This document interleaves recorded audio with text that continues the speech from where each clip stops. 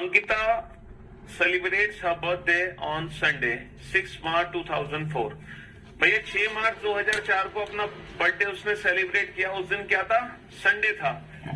तो अगली बार अपना जन्मदिन रविवार को फिर से कम मनाएगी।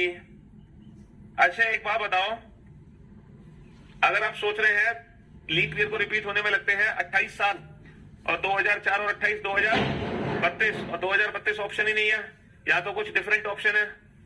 तो मेरे दोस्त यहां पर पूरा का पूरा कैलेंडर रिपीट होने के लिए नहीं बोल रहा, वो पूरा का पूरा कैलेंडर रिपीट होने के लिए नहीं कह रहा, सिर्फ और सिर्फ एक पर्टिकुलर डे, सिर्फ एक पर्टिकुलर डे। यानी कि 6 मार्च 2004 को, क्वेश्चन बड़ा आसान है कि अगर 6 मार्च 2004 को संडे था तो दोबारा संडे किस डेट को, किस ईयर को आएगा? 6 मार्च वाले दिन। ठीक है, पूरा का पूरा कैलेंडर रिपीट नहीं करना, सिर्फ पर्टिकुलर एक दिन। और एक दिन तो लीप ईयर और नॉर्मल ईयर का सेम हो सकता है। तो हमें हर इंडिविजुअल ऑप्शन को चेक करना होगा और जिसके बीच में ऑड डेज की वैल्यू कितनी निकले? 0, बस उसी दिन संडे होगा। अगर मैं 2008 लेता हूं यहाँ पे तो क्या ऑड डेज की वैल्यू 0 बनेगी? 2004 और 2008 कितने साल का अंतर? 4 साल का अंतर। लीप ईयर कितने बीच में? 4 और 1 5। ऑड डेज की वैल्यू 0 नहीं बनी। ये कैलकुलेशन डायरेक्ट होगी, पेन पेपर की जरूरत नहीं है इसके लिए। 2009 को लो, अगर मैं यहाँ पे 2009 लेता हूं, ऑड डेज की वैल्यू कैलकुलेट करना, कितने साल का अंतर? 5 साल का अंतर। बीच में लीप ईयर कितने? हाँ जी, एक लीप ईयर, 5 और 1 6। क्या ऑड डेज की वैल्यू 0 बनी? नहीं बनी, ये भी गया। अगर मैं 2010 लेता हूं, कितने साल का अंतर? 6 साल का अंतर। 6 साल को ऑड डेज में कैसे कन्वर्ट करोगे? Years plus leap year. कितने लीप ईयर है? 2004 2008। 2004 लीप ईयर माना जाएगा? नहीं, क्योंकि 6 मार्च है, फरवरी पहले ही निकल चुकी है। तो बीच में कितने लीप ईयर? 6 और 1 7 का मतलब 0। तो अंकिता दोबारा संडे को अपना बर्थडे जो सेलिब्रेट करेगी वो 2010 में करेगी। 2010। कोई डाउट, कोई रिफ्यूजन? तो ये रिपीटेशन ऑफ कैलेंडर का क्वेश्चन नहीं है, ये पर्टिकुलर डे को रिपीट करने की बात कर रहा है। ठीक है, पूरी साल को रिपीट करने की बात नहीं कर रहा। कभी कभी एग्जाम में हम कंफ्यूज हो जाते हैं, है ना, और हड़बड़ाहट में अगर यहाँ पे 2032 आंसर होता तो 2032 लगा देते, जबकि 2032 में भी रिपीट होगा लेकिन उससे पहले 2010 में ही आ जाएगा।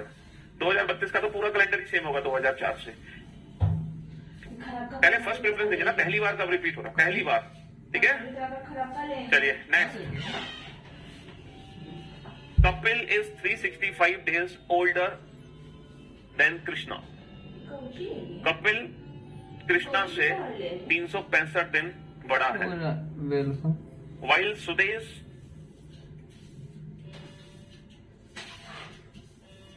is 60 weeks older than Kapil,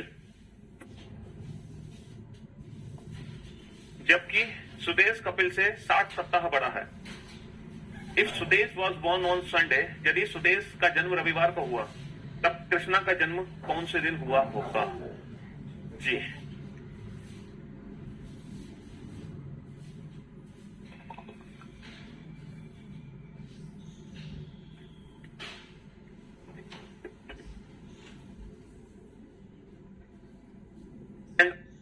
बस ऑलरेडी डिस्कस, वरना आंसर दे देते अब तक। अरे मेरे भाई, जब कैलेंडर चैप्टर स्टार्ट हुआ था और इतने दिन, आई थिंक 4 दिन तो हो गए, 4 लेक्चर तो कंप्लीट हो चुके हैं इसमें। यहां पर आपको दिक्कत पता है किससे हो रही है? 365 दिन से और 60 सप्ताह से, है ना। अरे मेरे भाई, आपको ये नहीं पता कैलेंडर में 365 दिन को हम छोटा करके लिख सकते हैं 1। 365 का मतलब क्या है? एक ही तो है। अगर कोई व्यक्ति आपसे 365 दिन बड़ा है तो वो सिर्फ एक ही दिन बड़ा है, क्योंकि 365 में कितने ऑड डेज होंगे? 1 ऑड डे होंगे। तो दिन में सिर्फ एक ही दिन का फर्क आना है, 365 दिन का फर्क नहीं आना। ठीक है, तो 365 मत समझो, इसका मतलब कपिल कृष्णा से 1 दिन बड़ा है बस, क्योंकि 365 का मतलब कैलेंडर में होता है 1। और 60 सप्ताह का मतलब, 60 सप्ताह का मतलब 0, यानी कि सुदेश कपिल से बड़ा ही नहीं है, सुदेश कपिल के बराबर ही है। यानी कि जिस दिन सुदेश पैदा हुआ उसी दिन कपिल भी पैदा हुआ, क्योंकि कपिल और सुदेश के बीच में कितने ऑड डेज हैं? 0। तो जिस दिन सुदेश पैदा हुआ उस दिन कपिल भी पैदा होगा। सुदेश कब पैदा हुआ? सुदेश कब पैदा हुआ? संडे को। तो कपिल भी कब पैदा होगा? संडे को, क्योंकि कपिल और सुदेश के बीच में ऑड डेज कितने हैं? 0 हैं। कोई दिक्कत? अरे बोलो नहीं। अब ये बताओ, कपिल पैदा हुआ संडे को, और कपिल कृष्णा से एक दिन बड़ा है। बड़ा कौन है? कपिल कृष्णा। बड़ा कौन है? छोटा कौन है?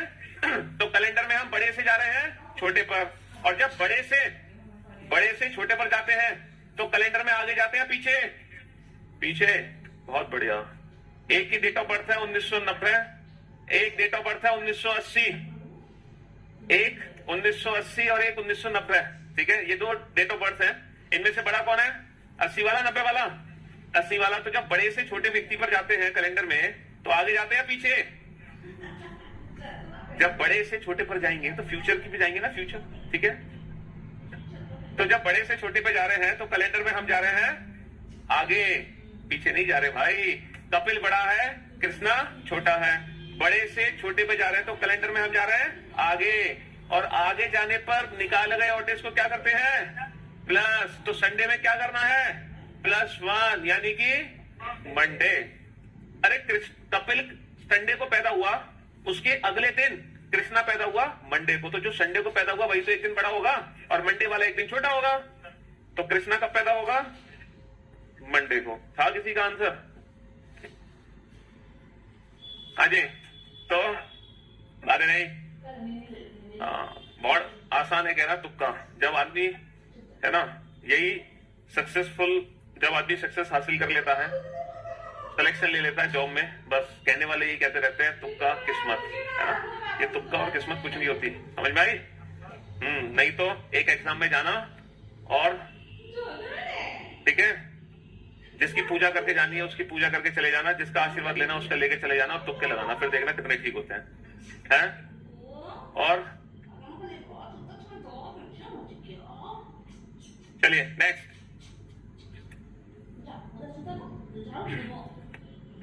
शांति से क्वेश्चन कर लो बेटा, दिया बुझा देंगे तुम्हारा।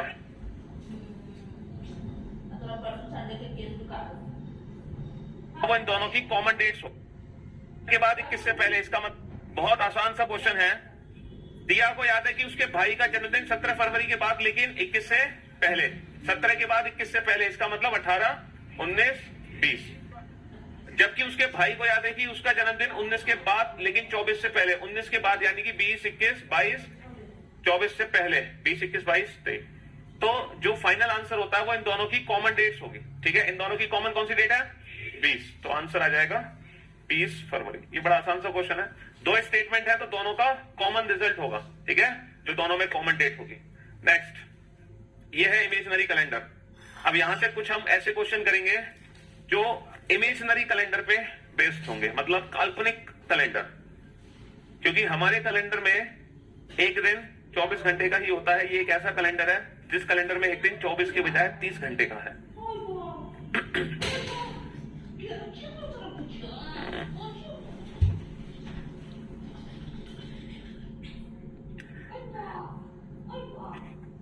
बुक की एक्सरसाइज में मिलेंगे कुछ क्वेश्चन, सारे नहीं मिलेंगे लेकिन वहां पर फास्ट कैलकुलेशन तुम्हारी नहीं है।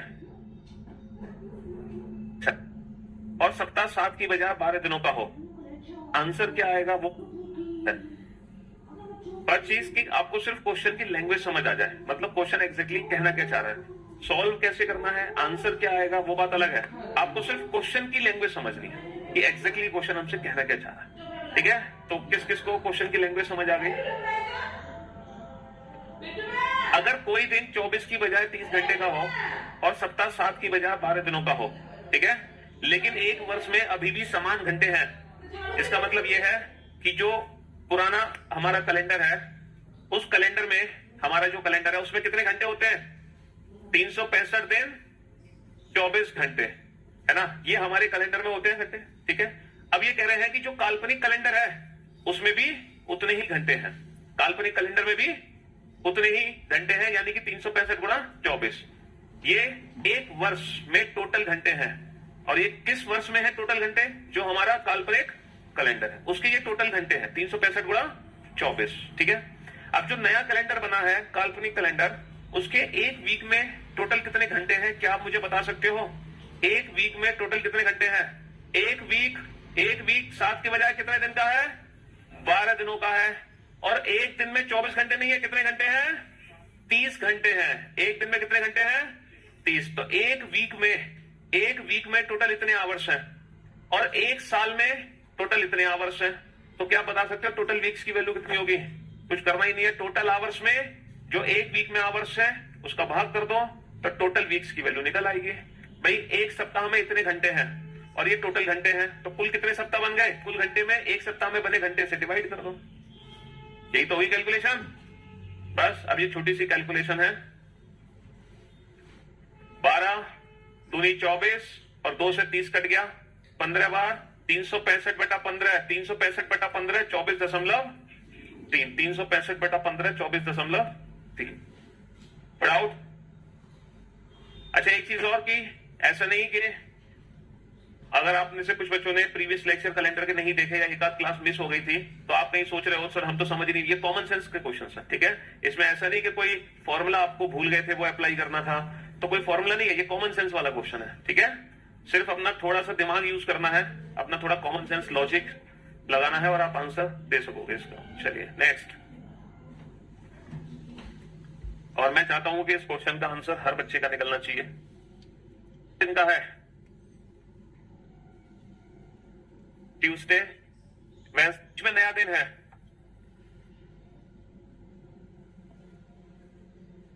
अगर एक सप्ताह 7 के बजाय 8 दिन का हो, 8वां दिन बुधवार और गुरुवार के बीच में नया दिन है, ठीक है। मतलब दिन जो है हमारे भाई मंडे से शुरू होता है, मंडे, ट्यूसडे, वेडनेसडे, और नया जो दिन ऐड है वो वेडनेसडे और थर्सडे के बीच में है, फ्राइडे, सैटरडे, संडे। तो भाई ये जो काल्पनिक कैलेंडर है उस काल्पनिक कैलेंडर में अब ये हमारे 8 दिन है, यानी कि 7 दिन का सप्ताह नहीं है, 8 दिन का सप्ताह है, ठीक है जी। अच्छा यहां पर साल का जिक्र हो रहा है, नहीं हो रहा ना, इसका मतलब ये अंडरस्टूड है कि एक नॉर्मल ईयर में अभी भी 365 दिन है और एक लीप ईयर में 366 दिन होंगे, ठीक है जी। अच्छा ये बताओ, एक नॉर्मल ईयर में एक ऑड डे, एक लीप ईयर में 2 ऑड डे होते हैं, कब? जब वीक में 7 दिन हो, लेकिन यह 7 की बजाय कितने दिन है? तो एक नॉर्मल ईयर में कितने ऑड डेज हो गए इस समय? 8 से भाग दे के रिमाइंडर निकालो, क्योंकि वीक में जितने दिन होंगे उसी का रिमाइंडर ऑड डेज होगा। 8 चौक 32, 8 5 40 कितने, और ये 6। तो इस समय नॉर्मल ईयर में 5 ऑड डेज है और लीप ईयर में 6 ऑड डेज है। अब आ जाओ क्वेश्चन पे। 1 जनवरी 2018 को सोमवार है, तो 1 जनवरी 2025 को कौन सा दिन होगा? कितने साल का अंतर? कितने साल का अंतर? 7 साल का अंतर। ईयर्स को ऑड डेज में कैसे कन्वर्ट करते हैं? Years plus leap year. लेकिन यहां पर ये ट्रिक काम करेगी ईयर्स प्लस लीप ईयर की?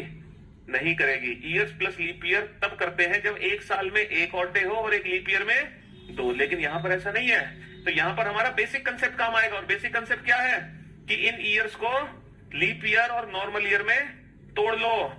बताओ 18 से 25 तक कितने लीप ईयर? 2 leap year. कितने नॉर्मल ईयर?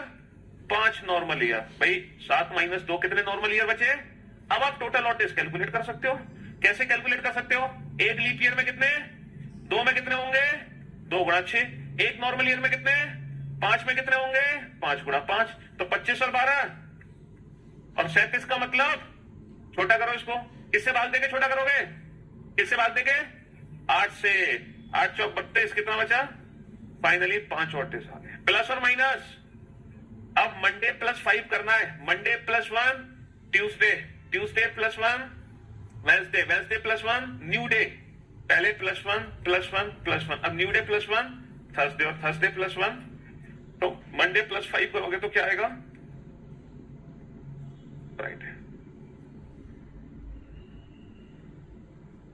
हाँ जी, ये था। ये क्वेश्चन सिर्फ तभी बनाया जा सकता है जब आपने कंसेप्ट के साथ चैप्टर को पढ़ा है।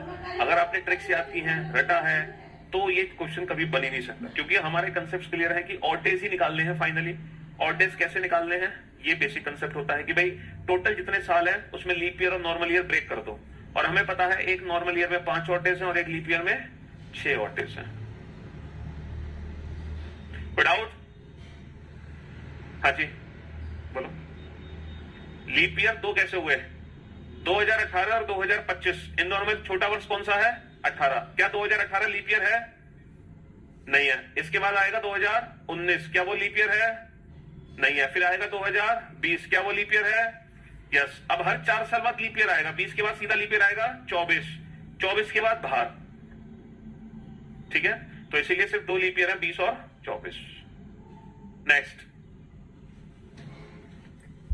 क्वेश्चन लगेगी और डेस्ट 51 की बात कर 16 हो गया क्वेश्चन। टोटल कितने साल का अंतर में 30 ईयर की कैलकुलेशन अलग हो जाएगी। इस समय कुछ नहीं होगा। कितने साल का अंतर है 2020 और 51 में? कितने साल का अंतर है 20 और 51 में? 31। अच्छा 20 तो है लीप ईयर, फिलहाल 20 को छोड़ के अगर मैं 21 और 51 की बात करूं तो 21 और 51 के बीच में 30 साल का अंतर। 21 और 51 में कितने का अंतर? 30 साल में कितने लीप ईयर हो गए? 15। भाई हर दूसरा वर्ष लीप ईयर है। और यहां पे क्या 2020 ऐसे लीप ईयर काउंट होगा कि नहीं होगा? तो टोटल लीप ईयर कितने हो गए? 16 हो गया क्वेश्चन। टोटल कितने साल का अंतर? 31 और 16 कर दो ऐड। 31 और 16 कितने हो गए? 47 का मतलब 7 6 42 कितने बचे? 5 प्लस माइनस प्लस 5 का मतलब -2 यानी कि ये तो विदाउट पेन वाली कैलकुलेशन थी। चलो आप देख लेते हैं क्वेश्चन को। 1 जनवरी 2020 को सैटरडे है, हमें कैलकुलेशन करनी है 1 जनवरी 2051 को कौन सा दिन होगा। और डेज की वैल्यू होती है ईयर्स का डिफरेंस, 31 प्लस लीप ईयर। अब लीप ईयर की वैल्यू डायरेक्ट कैसे निकालेंगे, क्योंकि हर दूसरा वर्ष लीप ईयर है, तो हम 20 को छोड़ देते हैं, 21 मान लेते हैं। यहाँ पे 21 और 51 में 30 साल का अंतर है, 30 साल में 15 लीप ईयर हो गए, और यहाँ पे 2020 भी लीप ईयर है, तो टोटल लीप ईयर हो गए 16। बस इतना करना है इसमें। 31 और 16 47 का मतलब 7 6 42 कितने बचे? 5 और डेज आ गए। कैलेंडर में आगे जा रहे हैं पीछे, आगे जाने पर +5 का बेसिकली मीनिंग होता है -2, तो Saturday -2 Thursday is the right answer. प्राउड और डेज की वैल्यू क्या होती है? Years plus leap year. Years का डिफरेंस कितना है? 31। लीप ईयर कितने हैं? 16। बस 31 और 16 जोड़ दो। 16 कैसे आया ये बताओ। 21 और 51 कितने साल का अंतर है? 30 साल का अंतर है। हर दूसरा वर्ष लीप ईयर है, तो इन 30 साल में कितने लीप ईयर होंगे? 15 लीप ईयर होंगे, और यहां पे 2020 भी लीप ईयर है, तो टोटल हो गया 16 leap year. Next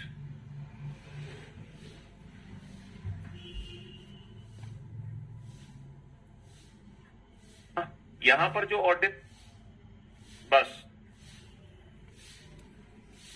Monday, Tuesday, Wednesday, Thursday, Friday, Saturday, बस 6 दिन रह गए। कितने दिन रह गए? 6 दिन। तो लीप वर्ष 19 दिसंबर को कौन सा दिन होगा? यदि उसी वर्ष 1 फरवरी को सोमवार है, 1 फरवरी को सोमवार है, तो 19 दिसंबर को कौन सा दिन होगा? यहां पर जो ऑड डेज कैलकुलेट करने हैं वो मंथ्स के बीच में करने हैं। फरवरी से दिसंबर तक सारे महीने लिख लो। फरवरी में बचे हुए दिन, दिसंबर में दी हुई तारीख। भाई 2 महीनों के बीच में ऑड डेज कैसे निकालते हैं? पहले महीने में बचे हुए दिन, आखिरी महीने में दी हुई तारीख।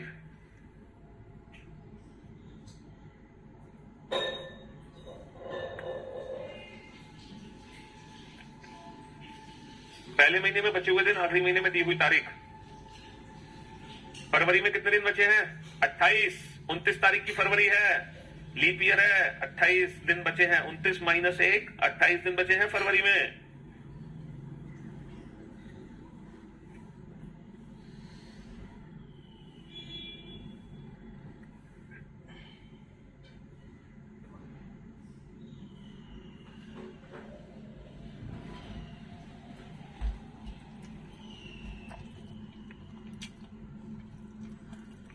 फरवरी में बचे हुए क्या है? फरवरी, मार्च, अप्रैल, मई, जून, जुलाई, अगस्त, सितंबर, अक्टूबर, नवंबर, दिसंबर। फरवरी में बचे हुए दिन 29 - 1 28, दिसंबर की दी हुई तारीख, और बीच में जितने महीने हैं उनके ऑड डेज लिख दो। अब ये बताओ मार्च के कितने ऑड डेज? किस किस ने 3 लिखे हैं? सारे हाथ खड़े करना। किस किस ने 3 ऑड डेज लिखे हैं मार्च में? कह दो कि सर कितनी भी मेहनत कर लो हमारे साथ, कोई फायदा नहीं है। इतना सिखाने का है, ये जो लिखा है ये टाइम पास था। क्यों भाई, ये टाइम पास था। एक वीक में 7 की बजाय 6 दिन है, तो जो ऑड डेज है इस समय वो 7 का रिमाइंडर नहीं है, 6 का रिमाइंडर है। 7 का रिमाइंडर ऑड डेज नहीं है। मार्च के 3 नहीं लिखने, 7 का रिमाइंडर नहीं, 6 का रिमाइंडर लिखना है। वीक में जितने दिन होंगे उसी का रिमाइंडर। 31 पहले ये लिख लो, 31, 30 मई, जून, जुलाई, अगस्त, सितंबर, अक्टूबर, नवंबर। अब इनको छोटा करो, छोटा करेंगे 7 से भाग देके नहीं, 6 से भाग देके। 6 चौक 24 कितना बचा, 6 पंजे 30 कितना बचा, 1 0 1 0 1 1 0 1 0। 6 3 18 कितना बचा, ये है 4 और 1 5, 5 और 1 6 का मतलब 0। 4 और 1 5 और 1 6, 6 का मतलब 0। 1 और 1 2 और 1 3 और 1, फाइनली 4 ऑड डेज आ गए। और Monday +4, Tuesday, Wednesday, Thursday, Friday.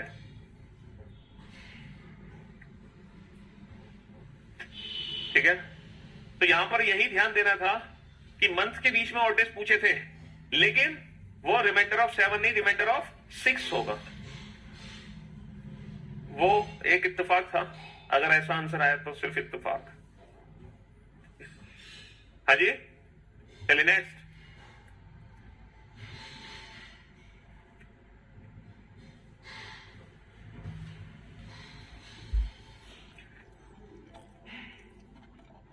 दिन का हो, 7 पंजे नॉर्मल ईयर में कितने दिन है, 400।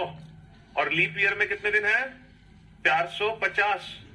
सप्ताह में कितने दिन है, 7 ही दिन है। तो ऑड डेज क्या होगा, रिमाइंडर ऑफ कितना आया, 7 का शेषफल, 7 पंजे 35, बचे 5 तो कितना बचा, 7 6 42, 3 7 चौक 28 कितना बचा। यानी कि कोई फर्क नहीं पड़ा। ये सिर्फ आपको डराया गया कि एक साल में 400 दिन और एक लीप वर्ष में 450, लेकिन हमें उससे कोई फर्क नहीं पड़ा। क्यों नहीं पड़ा, क्योंकि अभी भी एक नॉर्मल ईयर में 1 ऑड डेज है और एक लीप ईयर में 2 ऑड डेज है, जो पहले होते थे अभी भी है। तो चाहे साल में कितने भी दिन है उससे कोई लेना देना नहीं है। क्वेश्चन क्या पूछा है, यदि वर्ष 2021 के पहले दिन, पहला दिन मतलब 1 जनवरी 2021 को कौन सा है, थर्सडे, तो वर्ष 2031 के पहले दिन क्या होगा, तो 1 जनवरी 2031 को कौन सा दिन होगा। ऑड डेज की वैल्यू कैसे निकालोगे, years plus years plus years plus leap year, यही तो ऑड डेज होते हैं। अच्छा, ईयर्स प्लस लीप ईयर क्यों कर रहे हैं हम, यस, क्योंकि ये 1 और 2 है, तो सीधा ईयर्स प्लस लीप ईयर कर सकते हैं, तो यही आंसर है। 10 और 2 12 का मतलब प्लस और माइनस, आगे जा रहा है, +5 कर दो, यानी कि -2। और थर्सडे -2, ट्यूसडे।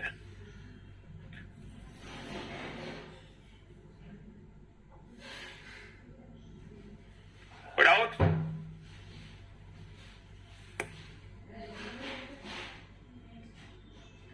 तो यहां पे सिर्फ ये डराने के लिए था 400 450, ये नॉर्मल क्वेश्चन है जैसे सारे क्वेश्चन थे। नेक्स्ट, एक कंपनी में सभी सोमवार और रविवार को छुट्टी थी, सारे संडे मंडे ऑफ। यदि एक माह सोमवार से शुरू हुआ और वो 31 दिन का था, तो कितनी छुट्टी हो गई भाई साहब,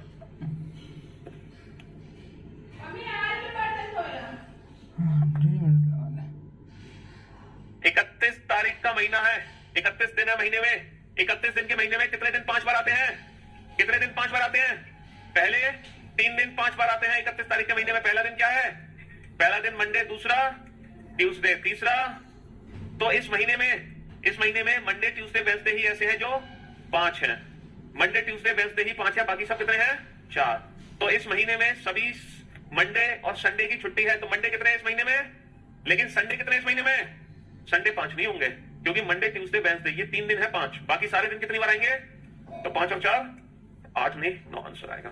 ठीक है, तो सारे मंडे सारे ट्यूसडे ऑफ है, तो टोटल मंडे और टोटल संडे काउंट कर लो। टोटल मंडे कितने हैं, 5, क्योंकि पहली तारीख का दिन मंडे है और जो पहला दिन है वो 5 बार आएगा। कोई डाउट, ये वही कंसेप्ट है कि महीने में कोई भी दिन कितनी बार आता है, उसी से सॉल्व हो रहा है क्वेश्चन। नेक्स्ट,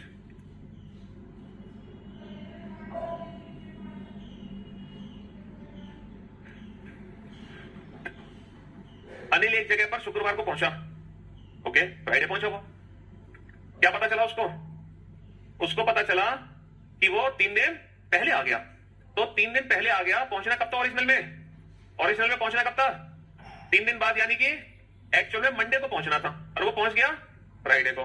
पहुंचना था मंडे को, पहुंच गया फ्राइडे को। ठीक है, चलिए 3 दिन पहले पहुंच गया वो। यदि वह आने वाले रविवार को वहां पहुंचता, यदि वह आने वाले रविवार को वहां पहुंचता, यानी कि फ्राइडे की जगह संडे को पहुंचता, तो वह कितने दिन लेट या पहले पहुंचता? हाँ जी, वो 1 दिन पहले पहुंच जाता।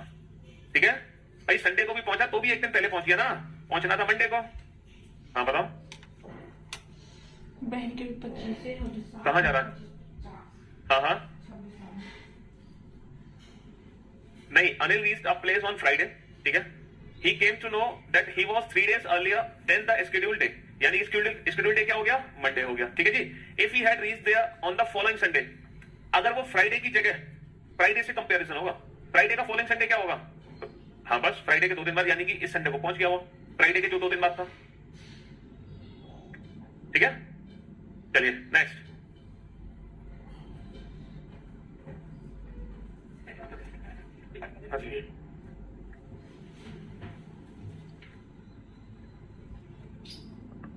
नाम भी एग्जाम में इसलिए दिया जाता।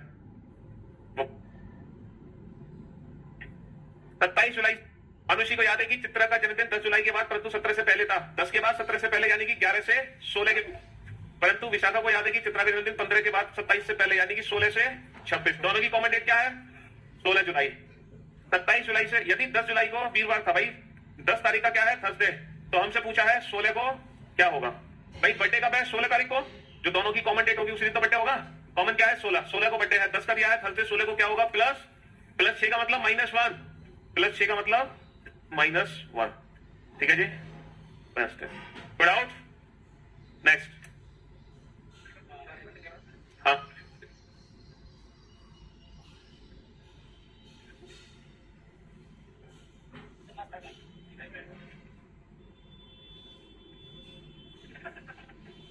वो हिंदी में नहीं लिखा हुआ, 15 के बाद, हाँ उसको ये हटा दो, कोई बात। ठीक है, चलिए। यदि किसी देश का राष्ट्रीय दिवस 1 महीने के चौथे शनिवार को मनाया जाता है, और जश्न की तारीख का पता लगाएं यदि उस महीने का पहला दिन मंगलवार है।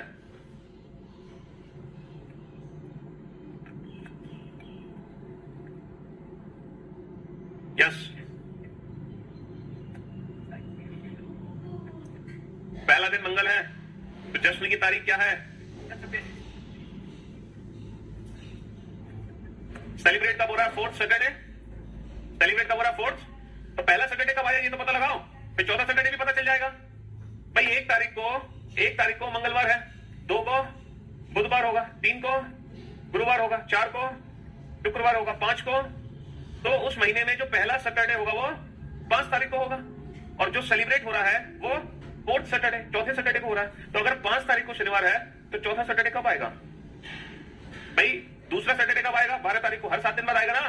दूसरा 12 को, तीसरा 19 को, चौथा 26 को। तो 26 को सेलिब्रेट हुआ क्योंकि चौथे सैटरडे को सेलिब्रेट हुआ, और 26 तारीख को होगा चौथा सैटरडे। पहला है 5 तारीख को। ठीक है जी, नेक्स्ट।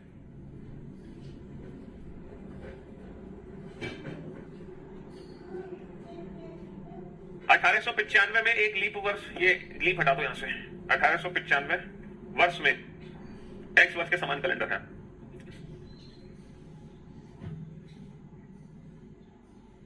अरे रिपीटेशन ऑफ कैलेंडर है। 1895 का कैलेंडर किस वर्ष के समान है? 11 साल नहीं जोड़ सकते, पता है ना, क्योंकि वो सेंचुरी क्रॉस होगी जो लीप ईयर नहीं है। 1900 के समान होगा। कितने साल का अंतर प्लस लीप ईयर? क्या वैल्यू 0 बनी? कितने साल का अंतर प्लस लीप ईयर? भाई 95 और 1900, 95 और 1901 में 6 साल का अंतर, और 95 और 1901 के बीच में एक लीप ईयर है 1896।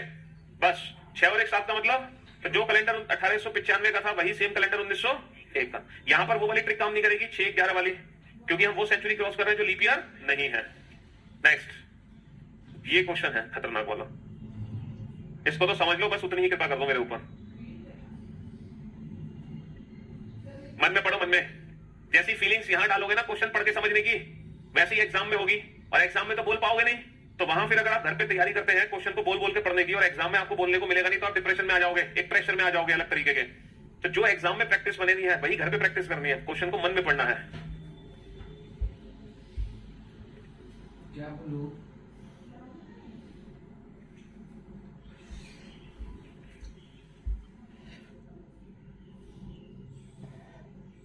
ये अगर क्वेश्चन समझ आए, कौन सी शताब्दी है, क्या वो लीप ईयर है, ये कौन सी शताब्दी है, कौन सी, इससे तो अगर कोई 1405 में पैदा होगा, ये कौन सी शताब्दी है, ये कौन सी शताब्दी है, 15वीं, इससे पहले 14वीं, क्या वो लीप ईयर है, ये कौन सी शताब्दी है, 16वीं, इससे पहले क्या वो लीप ईयर है, ये कौन सी शताब्दी है, कौन सी, इससे पहले 16, क्या वो लीप ईयर है। बस आंसर, कुछ करना ही नहीं है। मैं उस सदी में पैदा हुआ जिससे पहले लीप ईयर था, और वो सिर्फ 1605 है और कोई है ही नहीं। बताओ भाई, मैं उस सदी में पैदा हुआ था जिसमें पिछली सदी का आखिरी साल लीप ईयर था, तो इससे पिछली सदी 16वीं सदी थी जो कि लीप ईयर थी।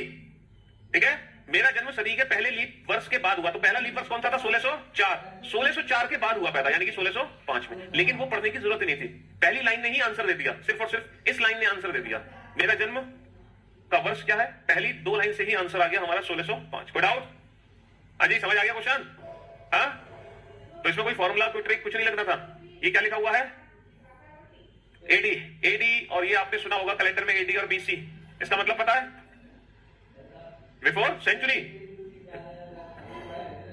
बिफोर सेंचुरी नहीं, बिफोर क्राइस्ट, बिफोर क्राइस्ट। भाई इसको हिंदी में बोलते हैं ईसवी, और इसको बोलते हैं ईसा पूर्व, है ना। हाँ सही तो कहते हैं, हंस क्यों रहे हो। ईसा मसीह, ठीक है, ये ईसा मसीह से बना है, जो हमारा ग्रेगोरियन कैलेंडर है, इंग्लिश कैलेंडर, जो जीसस थे उनके जन्म से पहले को बीसी बोलते हैं। अगर कहीं लिखा हो 100 बीसी, है ना, 535 बीसी, इसका मतलब क्या है कि ईसा मसीह के जन्म से 535 साल पहले की बात हो रही है। ईसा मसीह के जन्म से 100 साल पहले की बात हो रही है। ठीक है, इसको बीसीई भी बोलते हैं, before common era, before common era. ठीक है, और एडी को सीई भी बोलते हैं, कॉमन एरा, एना, एनो डोमिनाई। ठीक है, ये इसकी फुल फॉर्म होती है एडी की, एनो डोमिनाई। ये जो हमारा वर्ष है 16 मार्च ना, तो ये एडी ही है, 16 मार्च 2023। ठीक है, ये एडी, इसका मतलब पता क्या है, आज ईसा मसीह के जन्म को 2023 वर्ष हो चुके हैं। ठीक है, 2023 का मतलब क्या है, 2023 साल पहले ईसा मसीह का जन्म। ये जो डेट हम पढ़ रहे हैं ग्रेगोरियन कैलेंडर, ये ईसा मसीह के जन्म से ही रिलेटेड है। पहला जो दिन था 1 जनवरी 1 एडी, उस दिन ईसा मसीह पैदा हुए थे, है ना। 1 जनवरी 1 एडी, 1 जनवरी, ये भी क्वेश्चन एग्जाम में कई बार आ चुका है, 1 जनवरी 1 एडी को कौन सा दिन था।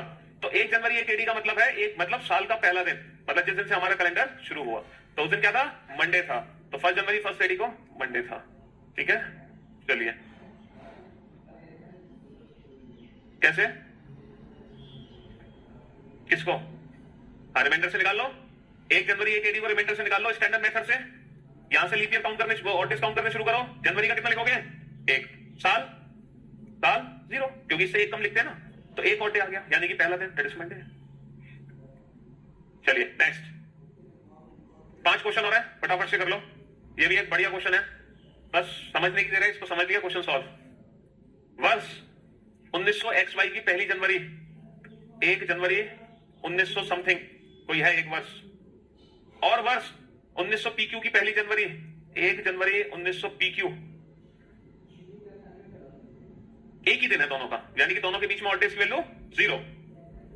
यदि 1900 PQ से पहले किसी अन्य वर्ष की 1 जनवरी उसी दिन की ना हो, कहने का मतलब है पहली बार जो दिन सेम होगा वो इस बार ही होगा। जैसे हम बोलते हैं ना कि 2005 का कैलेंडर 2011 के समान है, और ये 2022, ये सारे कैलेंडर सेम है, तो ये भी कैलेंडर सेम है और ये भी कैलेंडर सेम है। तो ये कह रहे हैं कि पहली बार ही रिपीट होना चाहिए, यानी कि 5 के बाद सीधा 11 की बात करेंगे, हम 22 की बात नहीं करेंगे। ठीक है, पहली बार जिस दिन 1900 XY की 1 जनवरी थी। अच्छा, तो हमें क्या कैलकुलेट करना है, what is the difference between PQ and XY। PQ और XY इनका अंतर कितना होगा ये बताओ। 5, 6, 11, 13, 5, 6, 11, 13, जल्दी से बताओ क्या अंतर होगा। कोई भी वर्ष को रिपीट होने में कम से कम कितने साल लगते हैं? कम से कम 6 साल लगते हैं ना, कम से कम। तो न्यूनतम वैल्यू कितनी बननी चाहिए? कितनी बननी चाहिए? 6। लेकिन चाहने से क्या होता है, क्योंकि यहां पे पूरी साल के बारे में नहीं पूछा जा रहा, यहां पे एक दिन के बारे में पूछा जा रहा है। और किसी भी साल को रिपीट होने में कम से कम 6 साल लगते हैं, लेकिन अगर हम पर्टिकुलर डे की बात करें तो कोई भी एक दिन न्यूनतम 5 साल में ही रिपीट हो जाता है। न्यूनतम 5 साल में। कैसे? 1 जनवरी 1904 तो मान लो मंगलवार था, तो बताना 1 जनवरी 1909 को कौन सा दिन होगा? 1 जनवरी 1909 को कौन सा दिन होगा? क्या होगा भाई? कितने साल का अंतर? Plus leap year, 0 Tuesday plus 0, यानी कि कोई भी पर्टिकुलर डे को रिपीट होने में बस 5 साल ही लग जाते, कम से कम 5 साल। ठीक है, मिनिमम 5 इयर्स में ही कोई पर्टिकुलर डे रिपीट हो सकता है, लेकिन पूरा साल नहीं। पूरे साल को तो 6 साल लगेंगे रिपीट होने में, तो इसीलिए इसका आंसर 6 नहीं 5, क्योंकि हम सिर्फ एक दिन की बात कर रहे हैं, 1 जनवरी की। तो 1 जनवरी दोबारा 5 साल बाद रिपीट हो जाएगी। ठीक है, कम से कम अगर डिफरेंस निकाले तो ज्यादा से ज्यादा तो कितना भी हो सकता है। कोई डाउट? नेक्स्ट, ये और एक खतरनाक सा क्वेश्चन है, बस इसको पढ़ लो, ये लिखा क्या है।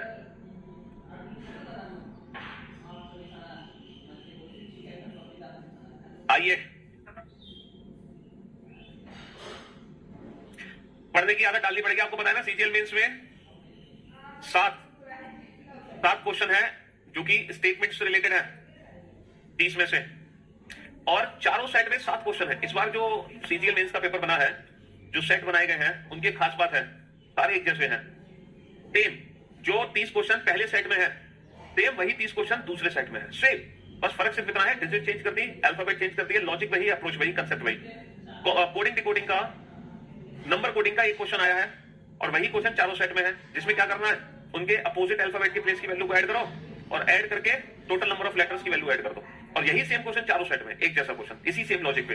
एक क्वेश्चन बनाया उन्होंने, हैज ABC और DEF और स्टार, तो what is the value of has and star, ये वाला क्वेश्चन। ये भी क्वेश्चन हर चारों सेट में है, तो चारों के चारों सेट एक जैसे हैं। और एक और चीज, एक भी क्वेश्चन इलॉजिकल पैटर्न पे बेस्ड नहीं है।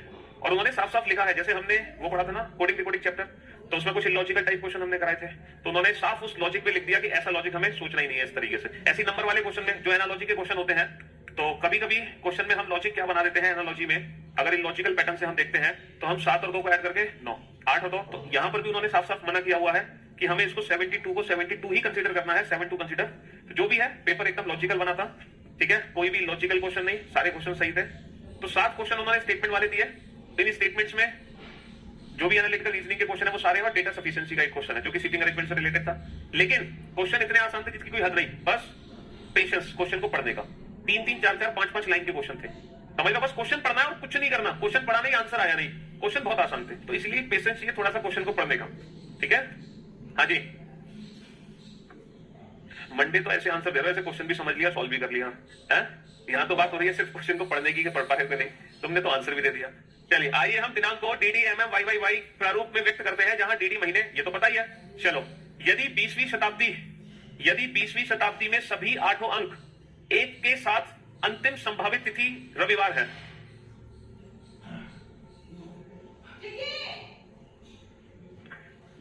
सभी 8 अंकों के साथ अंतिम संभावित तिथि रविवार है, if the last possible date in the 20th century with all 8 digits being odd। अच्छा, सभी 8 अंक विषम, सभी 8 अंक विषम होने चाहिए। कहने का मतलब यह है कि 20वीं शताब्दी की, पहले तो आप ये बताओ 20वीं शताब्दी की आखिरी तारीख क्या है? आखिरी तारीख क्या है? 31 दिसंबर 2020, ये 20वीं शताब्दी की आखिरी तारीख है। अब आप लोग वो आखिरी तारीख बताओ 20वीं शताब्दी की, वो तारीख बताओ आखिरी, ठीक है, जिसमें ये 8 की 8 डिजिट ऑड हो। जैसे कि ये तो ऑड है, ये भी ऑड है, ये भी ऑड है, लेकिन ये इवन है। सॉरी, हाँ 2000, हाँ 31 दिसंबर 2000। अब आप इस 20वीं शताब्दी की वो डेट बताओ, लास्ट वो डेट जिसमें ये सारी की सारी डिजिट्स क्या होनी चाहिए? ऑड होनी चाहिए। ये ऑड है, ये ऑड है, ये भी ऑड है, लेकिन ये इवन हो गई, ये भी इवन है, ये भी सब इवन है। वो तारीख बताओ जिसमें सारी के सारे नंबर्स क्या हो? ऑड। और वो लास्ट डेट होनी चाहिए, उसके बाद कोई वैसी डेट नहीं बननी चाहिए। वो डेट कौन सी हो सकती है? अच्छा, एक बार बताओ, यहां से शुरू करते हैं। 2000 को हमें चेंज करना, ऑब्वियसली बात है, यहां पे तो 2 ले ही नहीं सकते, ऑड बनाने के लिए इसको क्या लेना पड़ेगा? और लास्ट है तो ये 1999, क्योंकि लास्ट है। ठीक है, नेक्स्ट यहां पर क्या लेना पड़ेगा, 2 की जगह, भाई 3 तो ले नहीं सकते, 13 महीने तो होते नहीं है, तो 11 लास्ट डेट। अब बताओ यहां पे है कौन सी डेट होगी, 29। डेट क्या होगी, 19। 19 के बाद की कोई भी डेट नहीं है जिसमें दोनों डिजिट हमारी ऑड हो। बताओ कोई ऐसी डेट 19 के बाद की जिसमें दोनों डिजिट ऑड हो, दोनों डिजिट हमारी ऑड होनी चाहिए। कोई ऐसी डेट है 19 के बाद जिसमें दोनों डिजिट ऑड है? ना 20, 21, 22 कोई नहीं है, क्योंकि 2 आ रहा है ना स्टार्टिंग में, वो इवन है। 30 में 0 इवन नंबर आएगा, 0 एज ए इवन काउंट होगा। ठीक है, तो 30 नहीं ले सकते। 31 इसलिए नहीं ले सकते क्योंकि ये महीना नवंबर में 30 ही दिन होते हैं। तो ये 20वीं शताब्दी की वो लास्ट पॉसिबल डेट है जिसमें सारी डिजिट्स क्या है, जिसमें सारी डिजिट्स क्या है, ऑड है। ये 20वीं शताब्दी की वो आखिरी डेट है जिसमें सारी डिजिट ऑड है।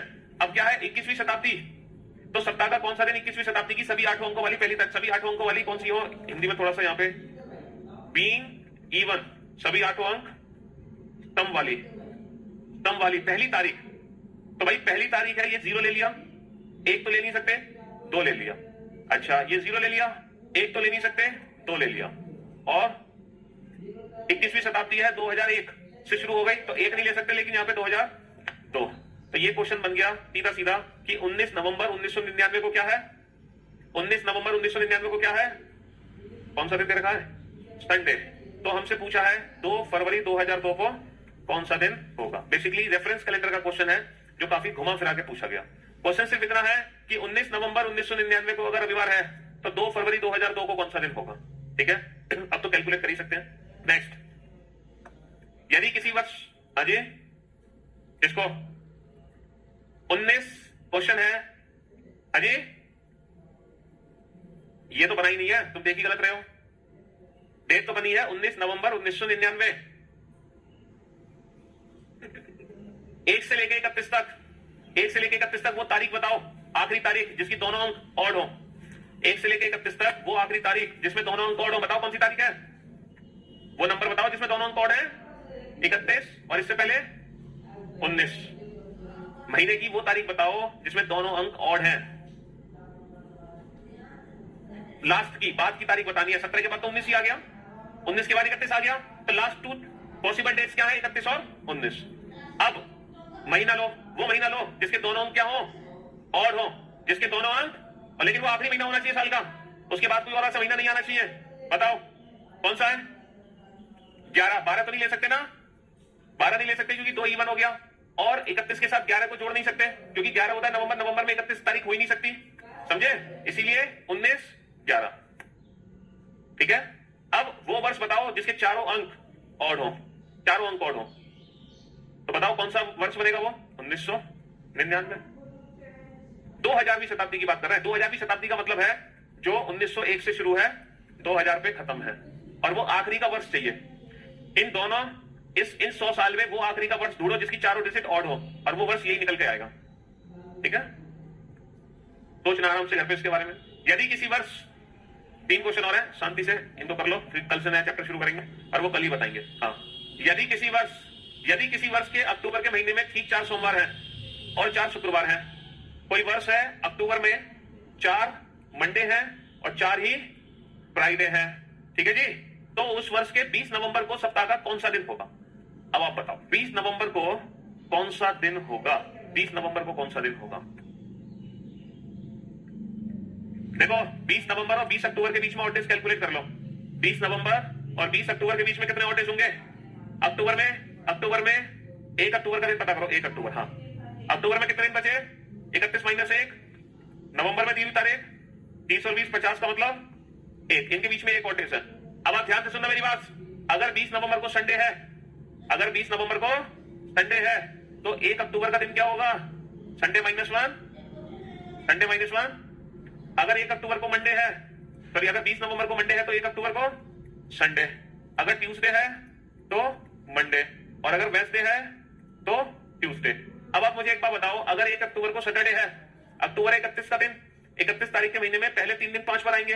अगर 1 अक्टूबर को सैटरडे है तो सैटरडे, संडे, मंडे, ये तीनों हो जाएंगे 5, जबकि अक्टूबर में 5 मंडे नहीं है, यानी कि ये क्रॉस। अगर 1 अक्टूबर को संडे है तो संडे, मंडे, ट्यूसडे ये तीनों हो जाएंगे, और मंडे 5 हो नहीं सकते, तो ये भी क्रॉस। मंडे कितने हो गए? 1 अक्टूबर का मंडे है तो मंडे, ट्यूसडे, वेंसडे ये तीनों हो जाएंगे 5, और मंडे 5 हो नहीं सकते। इसका मतलब 20 नवंबर को इन चारों में से वेंसडे ही हो सकता है, उसके अलावा कोई दिन हो ही नहीं सकता। ये क्वेश्चन ऑप्शन डिपेंडेंट है। अगर हम 20 नवंबर का संडे ले रहे हैं तो 1 अक्टूबर को सैटरडे आएगा, जिसकी वजह से मंडे 5 हो जाएंगे। अगर हम 20 नवंबर का मंडे ले रहे हैं तो 1 अक्टूबर को संडे आएगा, जिसकी वजह से 5 मंडे होंगे, तो 5 मंडे हो नहीं सकते। ठीक है जी। नेक्स्ट, 31 के एक महीने में ठीक 4 गुरुवार हैं और 4 रविवार हैं, तो पहला दिन क्या होगा उस महीने का? 31 तारीख का कोई महीना है, उसका पहला दिन पता करो। शर्त यह है कि थर्सडे और संडे ये दोनों होने चाहिए इस महीने में 4, बस इतनी सी शर्त है। तो पहला दिन क्या होगा? तो पहला दिन क्या होगा महीने का?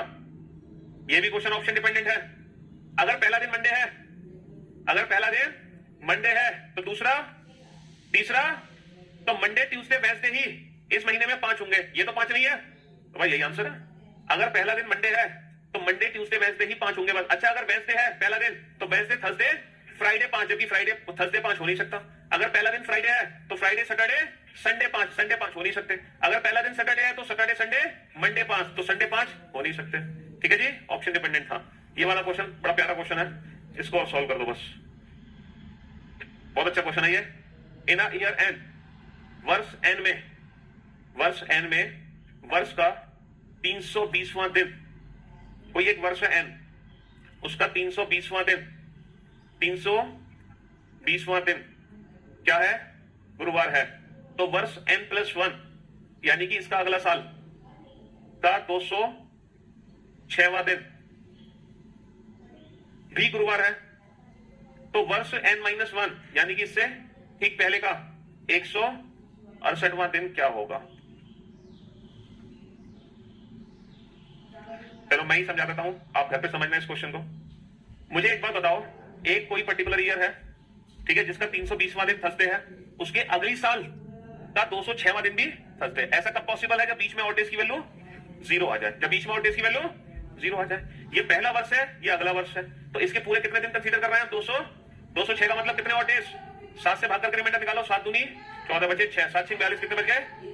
7 दूनी 14 बचे 6, 7 8, 7 दिन 63 बचा, कितना? 3 आ गया। तो इसके जो ऑड डेज है वो 3। अब इसके जो ऑड डेज है, ठीक है, वो कितने होने चाहिए ताकि वैल्यू 0 बन जाए? 4 होने चाहिए। बहुत बढ़िया। अब बताओ वो 4 ऑड डेज हैं, तो वो ऑड डेज की वैल्यू 4 कैसे निकलेगी? 7 का भाग देकर रिमाइंडर निकालना है, तो 7 का भाग 320 में दे दूं मैं, है क्या? 7 का भाग 320 में दे दें? किस में देंगे? इस साल के बचे हुए दिनों में। भाई ये साल का 320वां दिन है थर्सडे, और जब हम साल के 320वें दिन से अगली साल के 206वें दिन तक पहुंचेंगे तो हम इस साल के बचे हुए दिन को क्रॉस करेंगे। अब इस साल में कितने दिन बचे हैं ये कैसे पता चलेगा? या तो 365 में से घटाओगे या 366। 365 में से घटाओगे तो कितने दिन बचेंगे? 45। 366 में से घटाओगे तो कितने बचेंगे? हमारे ऑड डेज कितने आने चाहिए? 3 यहां पे आ चुके हैं, यहां पे कितने आने चाहिए? 4। अब बताओ 4 ऑड डेज कब आएंगे? इससे या इससे? 46 से। इसका मतलब ये एक 100% लीप ईयर है। ठीक है जी। अब आ जाओ यहां पर, ठीक है, ये हमें पता चल गया लीप ईयर है। तो अब n-1 से n तक टोटल ऑड डेज की वैल्यू निकालो। अब बचे हुए दिन किस में लेंगे हम? 168वां दिन दे रखा है, ठीक है, 168वें दिन से 320वें दिन तक पहुंचना है, तो इसमें क्या लेंगे हम? बचे हुए दिन। अब बचे हुए दिन के लिए इसको कितने में से घटाएंगे? 365 या 66? 66 में से क्यों नहीं? क्योंकि ये लीप ईयर है, इससे ठीक पहले नॉर्मल ईयर ही होगा। तो 365 में से अगर मैं 168 को घटा दूं तो कितना बचा? 15 - 8 7 97, और इसके आ जाएंगे 300, टोटल 320, 197। तो टोटल कितने आ गए? 7 11 5 7 7 49, 7 21 कितना बचा? 6 बचा। अब ये बताओ कैलेंडर में पीछे जा रहे हैं, तो पीछे जाने पर क्या करेंगे? -6 का मतलब +1 यानी कि फ्राइडे। ये तो कर ही दोगे, तो डीओबी वाला क्वेश्चन था, ये तो कल ही किया था। ठीक है, चलिए तो भाई कैलेंडर की संपूर्ण सेवा समाप्त हो चुकी है। मुलाकात करेंगे कल नए चैप्टर के साथ।